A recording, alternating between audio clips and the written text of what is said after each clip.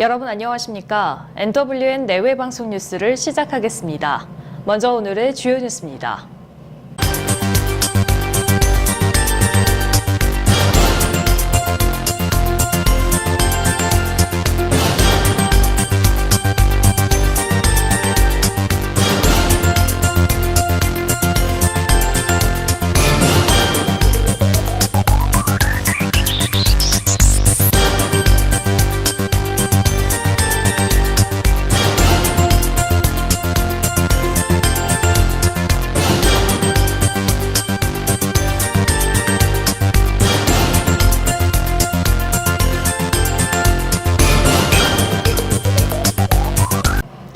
북미 정상회담 이후 침묵하던 북한 매체들이 완전한 비핵화에 대한 입장을 재확인하며 관련 기사를 일제히 실었습니다.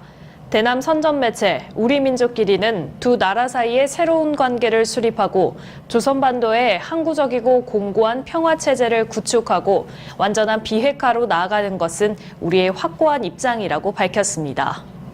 이 매체는 2차 북미 정상회담과 관련해서도 앞으로도 긴밀히 연계해 나가며 하노이 순회회담에서 논의된 문제 해결을 위한 생산적인 대화들을 계속 이어나가기로 했다고 전했습니다.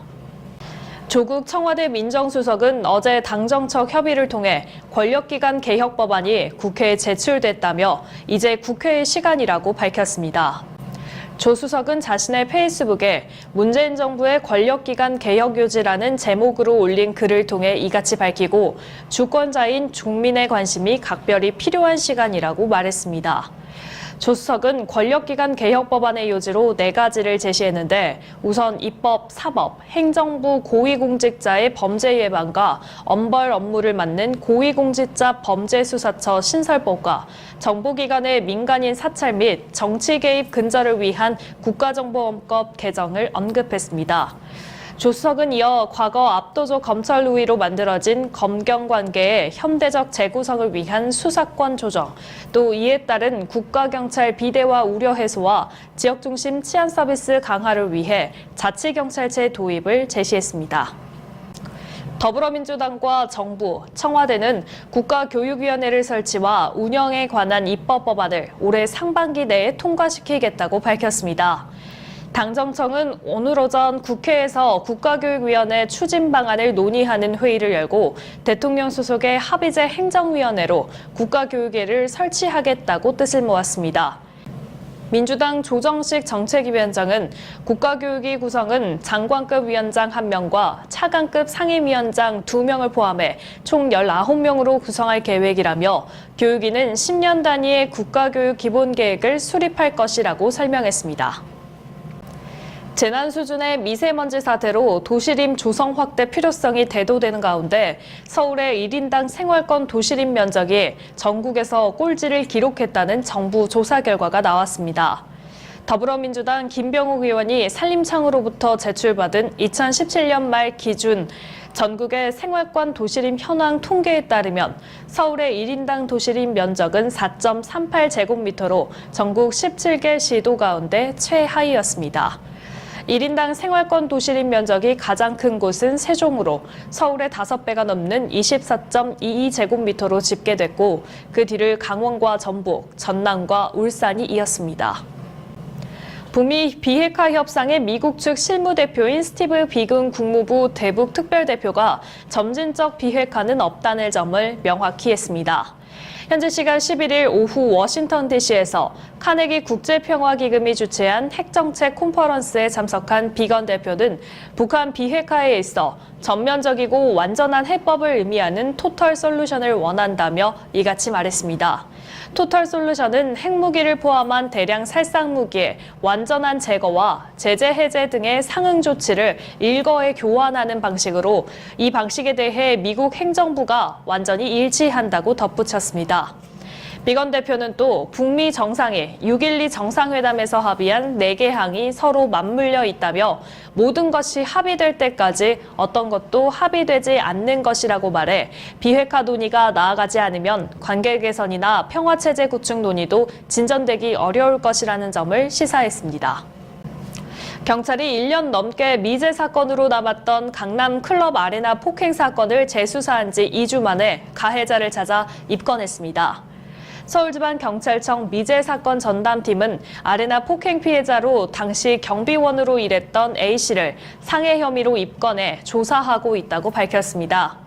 경찰에 따르면 A씨는 지난 2017년 10월 28일 새벽 아레나에서 손님 B씨를 폭행해 전치 5주의 상해를 입힌 혐의를 받고 있습니다. 사건을 맡은 강남경찰서는 사건 당시 CCTV를 확보하고도 사건을 해결하지 못해 부실수사 의혹이 제기된 바 있습니다.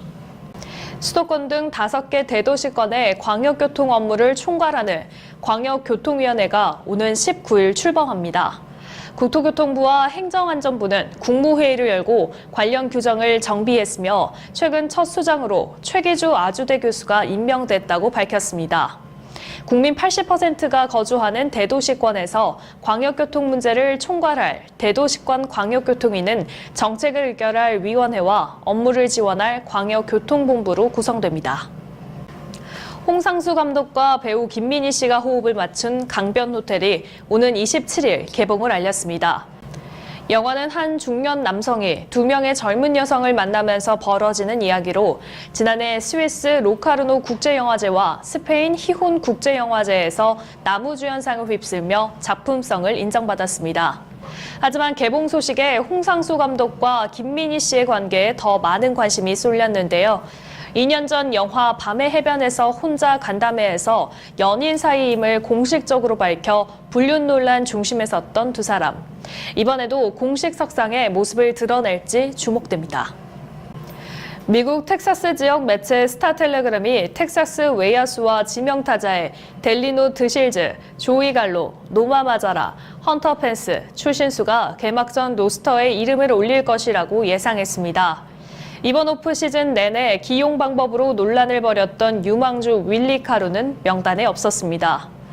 지난 2월 텍사스 지역 매체 댈러스 모닝 뉴스는 카룬이 라인업에서 자리를 잡기 위해서는 추신수 트레이드가 필요하지만 그의 연봉을 감당할 팀이 있을까라며 물음표를 던진 적이 있습니다. 스타텔레그램은 개막전 예상 로스터에서 카룬을 제외하며 카룬이 시범 경기에서 28타수 5안타, 타율 0.0179, 장타율 0.214에 그쳤지만 그가 자리를 받을 자격이 없어서 명단에서 빠진 것은 아니며 그는 내슈빌에 있는 트리플 A에서 계속될 수 있다. 또한 텍사스는 젊은 미래의 한 조각이 그들의 벤치에 머물기 바란다고 이야기했습니다. 구리시는 3월 7일부터 3월 15일까지 구리 남양주 교육지원청 및 소비자 식품위생감시원과 함께 식중독을 예방하고 안전한 학교급식 환경을 마련하기 위하여 학교급식소, 식재료 공급업체 등을 대상으로 합동 점검을 진행합니다. 이번 점검은 개학 초기 발생률이 높은 식중독 예방 및 안전 학교 급식 환경 조성을 위해 마련됐습니다. 또한 식품 분야 국가안전대진단의 일환으로 시청 및 구리 남양주 교육지원청 공무원, 소비자 식품위생감시원이 함께 참여해 위생점검과 함께 수거검사를 병행하여 실시하고 있습니다. 어제 오후부터 북서쪽에서 찬 공기가 유입되면서 오늘은 평년보다 1도에서 4도가량 낮을 것으로 전망됩니다. 봄꽃샘 추위에 건강관리에 유의하시는 게 좋겠습니다. 오늘 뉴스 여기서 마치겠습니다. 시청해주신 여러분 고맙습니다.